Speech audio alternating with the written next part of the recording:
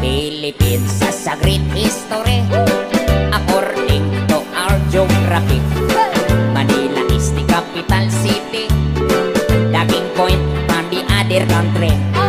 Metro Manila, Quezon City, Caloocan, Pasay, Makati, Gusto mo sayo, ha? Marikina, Pasig, Saputi, Malabon, Las Piñas, Paranaque.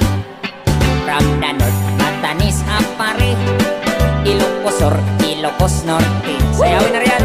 Kapila, Cagayan Valley, Mountain Province, La Union, Baguio City, Ara na.